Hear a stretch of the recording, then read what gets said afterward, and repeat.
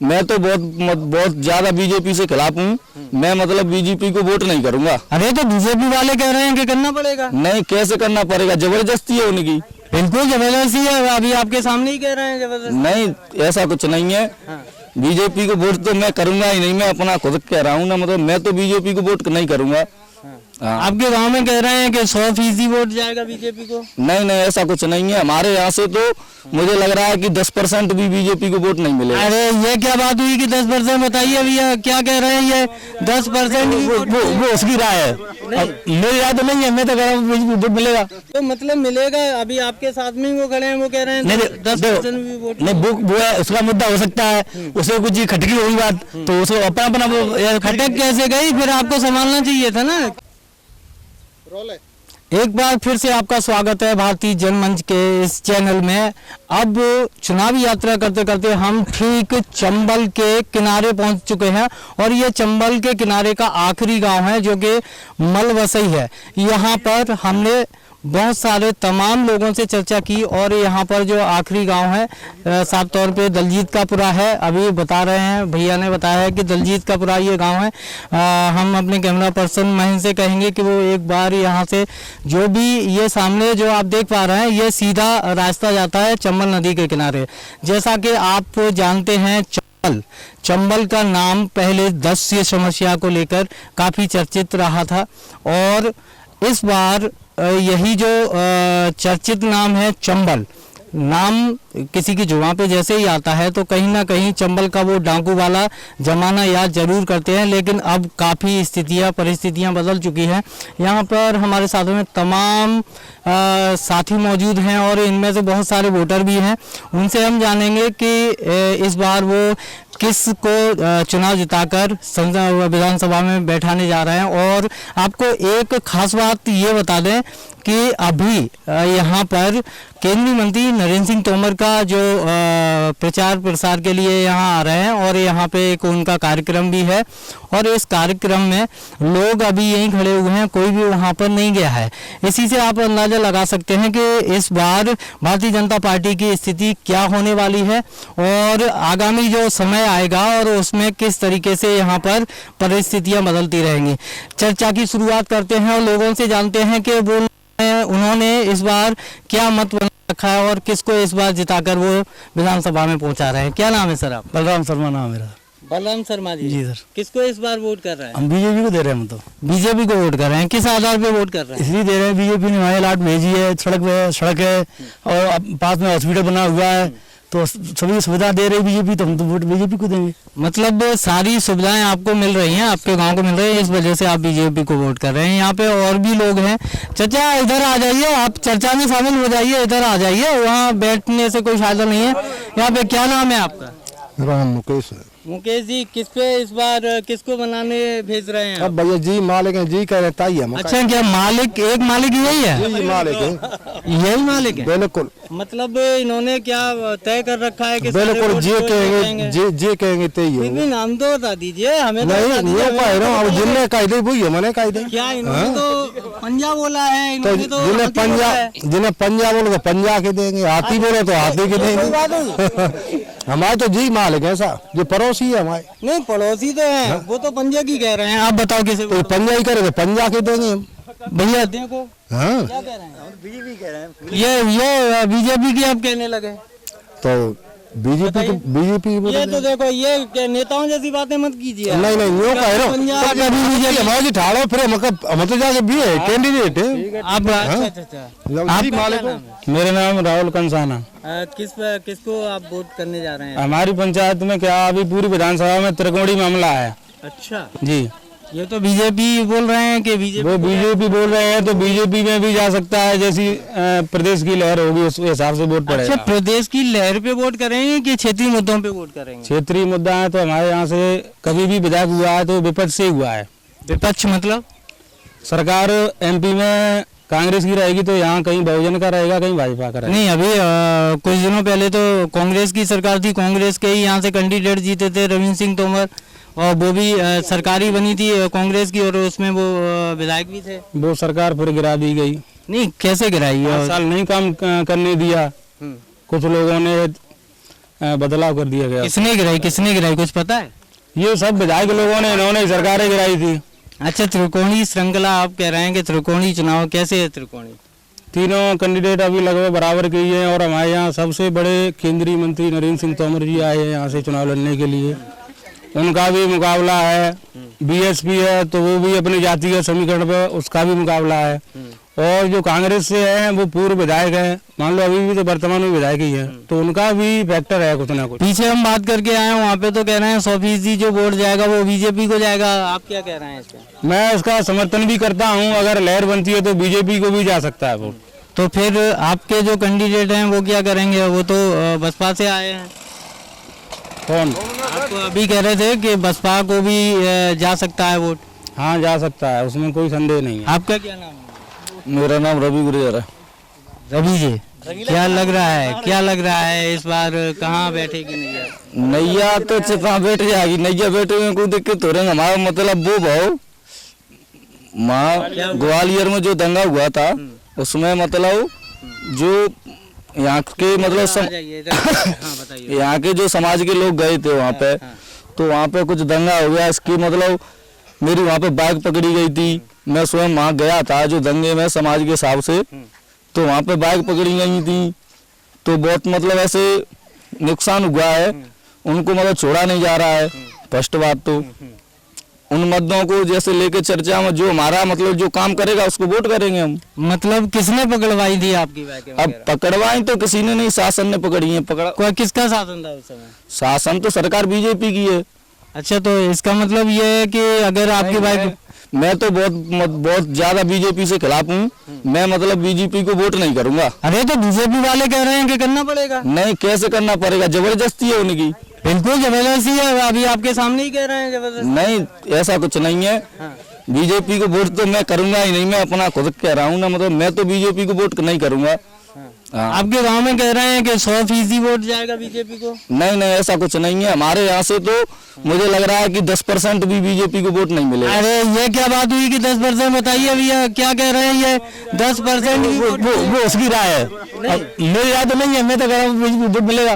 तो मतलब मिलेगा। अभी आपके साथ में वो खड़े हैं, वो कह रहे हैं 10% भी वोट नहीं। वो है, उसका मुद्दा हो सकता है, उसे कुछ खटकी होगी बात, तो उसको अपना खटक कैसे गई? फिर आपको संभालना चाहिए था ना, क्यों खटकी है? नहीं तो हम उसमें थे नहीं, जो वहाँ ये लोग गए थे हम उसमें नहीं गए थे। अच्छा, संभालते। अगर ये बात हुई है तो ये अच्छा था कि बुरा था? नहीं, उसके साथ बुरा हुआ है, ये तो है।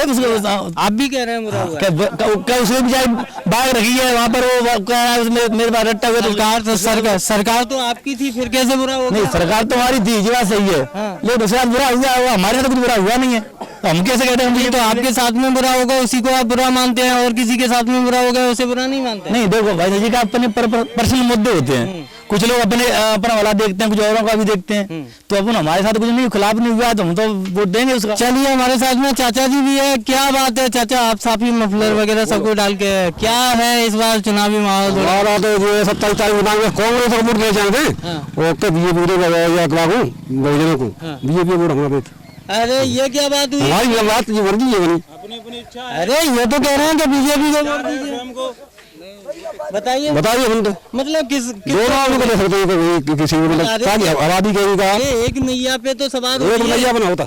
मतलब 27 को 27 को 27 भाई 27 पे क्या है? 17 को अभी आप खुद से ये कंफ्यूजन पे है। कांग्रेस को या आती को, ठीक है, 2 पार्टी में वोट देंगे। बीजेपी को क्यों नहीं? भाई अच्छा है, तो नहीं दे रहे आप तो वो तो कह रहे हैं कि बीजेपी को दे दो। बीजेपी को हो रहा मतलब दो अलग आप नहीं देंगे बीजेपी को? आपके यहाँ पे कार्यक्रम चल रहा है जाने कार्यक्रम, वो ऐसा कोई नहीं। लेकिन जा रहे हैं, लेकिन वोट नहीं करेंगे, नहीं करेंगे। चलिए, साफ तौर पर यहाँ नरेंद्र सिंह तोमर का हेलीकॉप्टर आ भी गया है। कैमरा पर्सन अगर दिखा सके तो वो दिखा देंगे। शायद मेरे ख्याल से जो हेलीकॉप्टर है वो इधर ही आ रहा है। वो अगर यहाँ से देख पा रहे हैं तो सीधा यहाँ से हेलीकॉप्टर उनका उतरने जा रहा है, और हम अपनी जो चर्चा है उसको यहीं पे विराम देंगे और सीधा आपको ले चलते हैं जहाँ पे कार्यक्रम स्थल है वहाँ पर, और सुनते हैं कि केंद्रीय मंत्री नरेंद्र सिंह तोमर क्या कहते हैं। कि आप सब इतनी बड़ी संख्या में यहाँ उपस्थित हुए और इस कार्यक्रम को सुनने के लिए, अपना समर्थन देने के लिए मैं भारतीय जनता पार्टी की ओर से आप सबका हृदय से बहुत बहुत अभिनंदन करता हूं। आप सबका बहुत बहुत स्वागत करता हूं। अभी विदुड़ी जी यहाँ पर अपनी बात कह रहे थे, तो उन्होंने कहा कि वो पिछली बार ग्वालियर में प्रचार में आए थे, तब लोगों के सामने बहुत समस्याएं थी, और इस बार जब उन्होंने पता किया तो मालूम पड़ा कि आमूल चूल परिवर्तन हो गया। और मुरैना में भी आप सब लोग इस बात के साक्षी हैं कि थोड़ा सा याद करो पीछे, 2003 में दिसंबर में भाजपा की सरकार बनी थी। 2003 दिसंबर से पहले इस मुरैना जिले में भी क्या किसी गांव में डामरीकरण सड़क थी क्या? किसी गांव में रात में बिजली आ जाएगी ऐसा किसी को भरोसा था क्या? ये मेरा सौभाग्य है कि 2003 में भाजपा की सरकार बनी और उस समय भी मैं चुनाव का इंचार्ज था। सरकार में मैं मंत्री बना और मुझे कहते हुए प्रसन्नता है कि आज समूचे मुरैना, श्योपुर, भिंड, ग्वालियर में जितनी सड़कें बनी है उनकी नींव रखने का काम भारतीय जनता पार्टी की सरकार और हमने किया। आज भी जो प्रधानमंत्री सड़क बन रही है ये उसी कालखंड का नक्शा है जो 2003-4 में हमने बना के रखा था। अब चरणबद्ध तरीके से वो बनती रहती। अभी यहाँ पर एक सड़क बनाने के बाद गिरिराज दंडोतिया जी ने भी की, शिवमंगल जी ने भी की, एदल सिंह जी ने भी मुझे पर्ची दी। मैं लोकसभा का चुनाव भी आपके यहाँ 2 बार लड़ा हूं। आप सब इस बात को जानते हो कि चुनाव के समय तुम किसी से कुछ भी कहलवाना चाहो, कोई आदमी ना नहीं करता है क्या? बताओ। झूठ बोलना पड़े तो भी झूठ बोल देता है। लेकिन मेरे गुरुजी ने हमेशा मुझको एक हिदायत दी कि सार्वजनिक जीवन में रहो तो कितना भी घाटा हो जाए लेकिन झूठ का सहारा मत लेना। और इसलिए मैं सार्वजनिक रूप से कभी असत्य नहीं बोलता हूं। व्यक्तिगत जीवन में भी मैं पहले सही बोलता हूं, लेकिन आदमी को संतोष नहीं होता तो फिर बोलना पड़ता है चलो देख लेंगे। लेकिन मैं आपको कहना चाहता हूं कि एक सड़क की मांग करना या उस सड़क का बनना ये बहुत छोटी बात है। विधानसभा का चुनाव हो जाएगा, भाजपा की सरकार आपके आशीर्वाद से बन जाएगी तो आपकी सड़क तो बनेगी, लेकिन और अगल बगल कौन सी सड़क बनेगी ये तय करने का भी अधिकार आप सब लोगों के हाथ में आ जाएगा।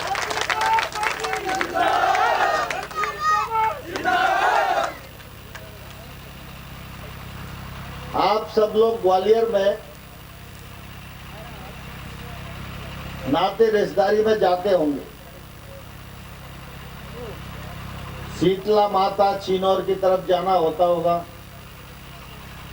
तो 14 से पहले भी गए होंगे रिश्तेदारी में और बाद में भी गए होंगे, तो ध्यान में आता है कि नहीं आता कैसी सड़क बनी है। मुरार में मोहनपुर से लेके रणगमा तक, चाहे जिधर से चले जाओ, ये सारी सड़कें उसी समय बनी जब भिदुड़ी जी मुझको चुनाव जिताने के लिए आए थे। तो इसलिए चुनाव के समय न तो मांग करना चाहिए और न आश्वासन देना चाहिए, लेकिन मैं अपने चरित्र के बल पर भरोसा करता हूं। कल क्या होगा क्या नहीं होगा मुझे नहीं मालूम, लेकिन जो मेरे हाथ में है उसका वचन मैं आपको दे सकता हूं कि आपने सांसद के चुनाव में भी देखा, मैंने आपको कहा कि अगर आप मुझे चुनोगे तो आपके सम्मान में 4 चांद जरूर लगाने का प्रयास करूं। और आज पूरे देश भर में आप घूमे आओ। इससे पहले मुरैना को और श्योपुर को लोग डकैतों के इलाके के नाम से जानते थे, लेकिन आज स्थिति बदल गई है। नरेंद्र सिंह तोमर को आपने चुना तो आज मुरैना और भिंड को सम्मान की नजरों से पूरे देश में देखा जाता है। और मैं विधानसभा चुनाव के लिए भी आपको यही कहना चाहता हूं, भाजपा है तो काम तो होगा ही, इसमें किसी को शंका नहीं होनी चाहिए।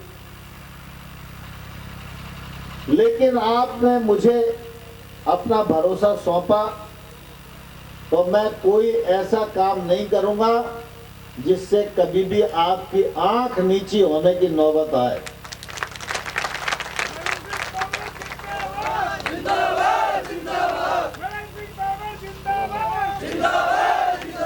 और इस वचन का पालन मैंने जीवन में किया है और आने वाले कल में भी पूरी ईमानदारी के साथ करता रहूंगा।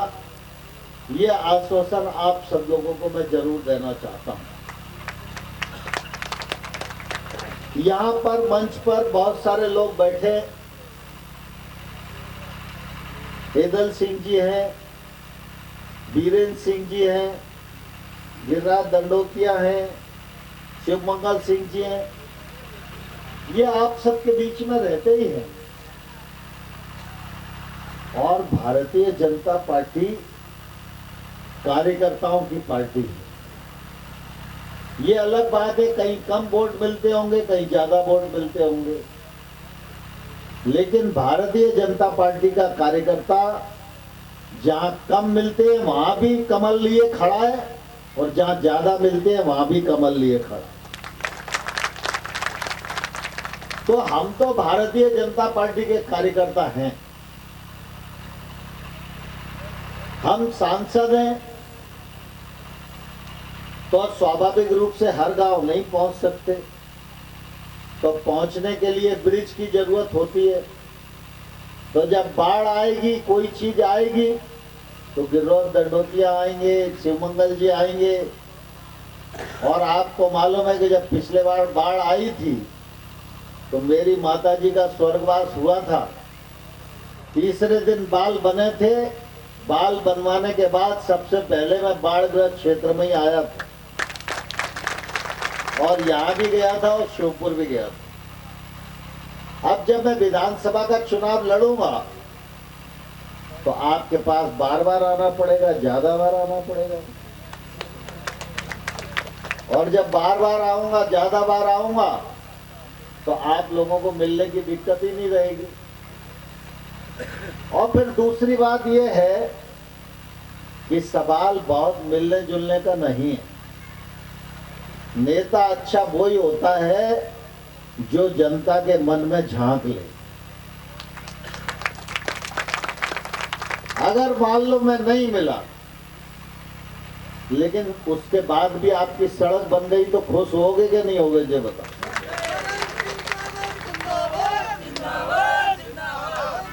तो समस्या तो हमारे पास आने के 10 रास्ते हैं, लेकिन इसके बाद भी मैं सामान्य तौर पर कोशिश करता हूं, चाहे ग्वालियर हो, दिल्ली हो, जो भी व्यक्ति आता है किसी काम के लिए, तो मैं मिलने की कोशिश भी करता हूं, निराकरण करने की भी कोशिश करता हूं, और जो हो सकता है वो निश्चित रूप से करने का प्रयास करता हूं। लेकिन आज सामान्य तौर पर अगर आप देखेंगे तो ये चुनाव हम लोगों के लिए नाली और सड़क का चुनाव नहीं है। ये विधानसभा का चुनाव 2023 में हो रहा है, और 2023 में भाजपा का जीतना इसलिए जरूरी है कि 2024 में मोदी को फिर से प्रधानमंत्री बनाना है। और मोदी जी का प्रधानमंत्री इसलिए जरूरी है बनना क्योंकि अभी देश में और बड़े बड़े काम होना है। आपने आशीर्वाद दिया मुझे, मैं संसद में गया तो मैंने समर्थन दिया मोदी जी को, तो मोदी जी प्रधानमंत्री बन गए आपके समर्थन से। आज मोदी जी प्रधानमंत्री हैं, कभी धारा 370 खत्म हुई कि नहीं हुई बताओ? हम लोग हमेशा नारा लगाया करते थे रामलला हम आएंगे और मंदिर वहीं बनाएंगे। कोई सोचता था राम मंदिर बन जाएगा? आज मोदी जी नहीं होते, योगी जी नहीं होते, भाजपा नहीं होती तो राम मंदिर बनना शुरू होता क्या बताओ? 40 साल से डला हुआ था। आज आने वाले कल में जो परिस्थिति हम सब लोगों के सामने है, उस परिस्थिति में भारतीय जनता पार्टी का आना, सरकार में रहना, ये इसलिए आवश्यक है कि अभी भारत को विकसित बनाना है। अभी विदुड़ी जी कह रहे थे कृषि के क्षेत्र में बहुत काम हुआ है, लेकिन मुझे अभी भी संतोष नहीं है। कृषि के क्षेत्र में अभी और काम होना बाकी है, और वो काम नरेंद्र मोदी के नेतृत्व में ही हो सकता है। वो काम भारतीय जनता पार्टी के ही नेतृत्व में हो सकता है। ये जितने दल आज सामने हैं, चाहे कांग्रेस हो, जब पिछले बार चुनाव हुआ था तो कांग्रेस ने वायदा किया था ना कि सबके कर्जे माफ करेंगे। किसी का कर्जा माफ हुआ क्या? उन्होंने कहा था कि हर बच्चे को बेरोजगारी भत्ता देंगे। किसी बेरोजगार को भत्ता मिला क्या? कांग्रेस तो झूठ की बैसाखी के सहारे चल रही है। और जहां तक हाथी का मामला है, तो हाथी तो आपको मालूम है योगी के मारे उत्तर प्रदेश में यहाँ पर आए, तो मध्य प्रदेश में क्या कर पाएगा बताओ? और गिरिराज दंडोतिया कह रहे हैं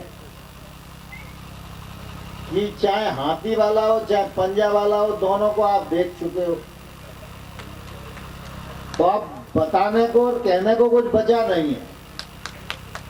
तो ये सारे दल कुल मिला के देश को आगे बढ़ने से रोकना चाहते हैं,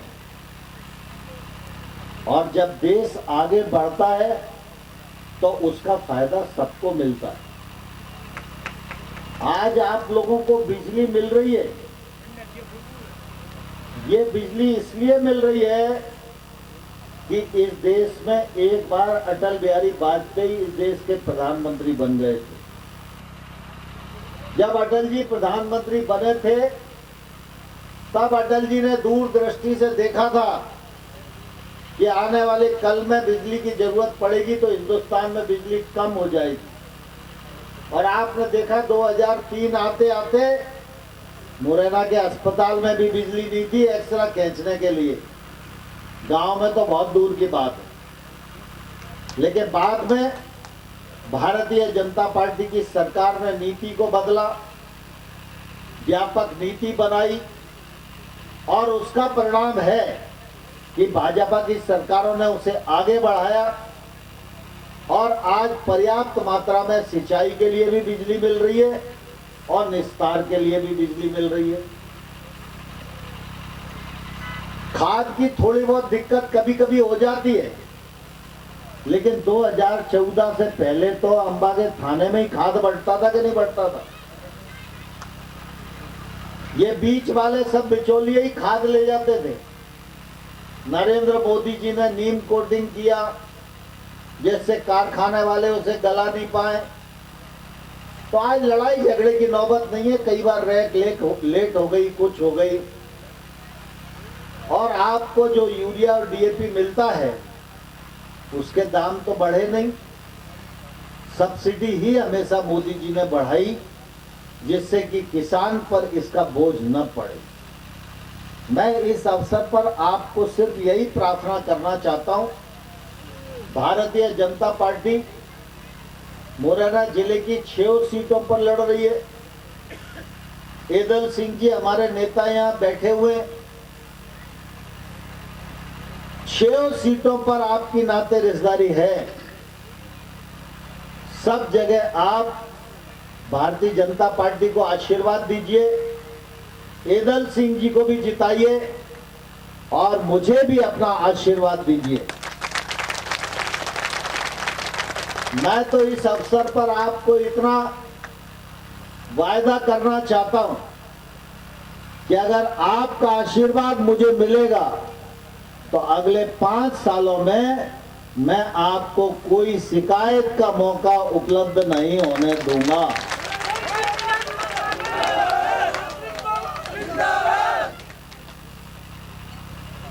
तो तैयार हो आप लोग?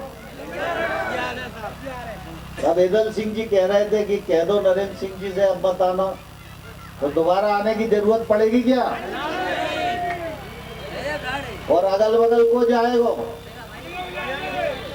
सारे गांव में जाओगे, सब विधानसभा क्षेत्रों में अपील करोगे, तो दोनों हाथ खड़े करके जयकारा लगाएंगे, भारत माता की, भारत माता की, भारतीय जनता पार्टी जिंदाबाद, भारतीय जनता पार्टी जिंदाबाद। बहुत बहुत धन्यवाद। कांग्रेस की सूची जारी हुई है, उसमें से 4 नाम चेंज किए हैं, इस पे क्या कहना है? कांग्रेस भयभीत है और कांग्रेस को लग रहा है कि पैर के नीचे से जमीन सरक गई है, इसलिए कांग्रेस का संपट नहीं बन रहा है। लेकिन वो कोई भी टिकट चेंज करे, कांग्रेस बुरी तरह हारेगी मध्य प्रदेश में। सर एक चीज़ और है कि जिस तरीके से कहीं आपको ऐसा नहीं लग रहा है कि कांग्रेस जो बसपा है वो बीजेपी के पीछे जिस तरीके से लगी हुई है और इसी तरह से कैंडिडेट चेंज हो रहा है? नहीं, ऐसा नहीं है कुछ भी। कांग्रेस भी लड़ेगी, बसपा भी लड़ेगी, हम दोनों को हराएंगे और भाजपा की सरकार बनेगी।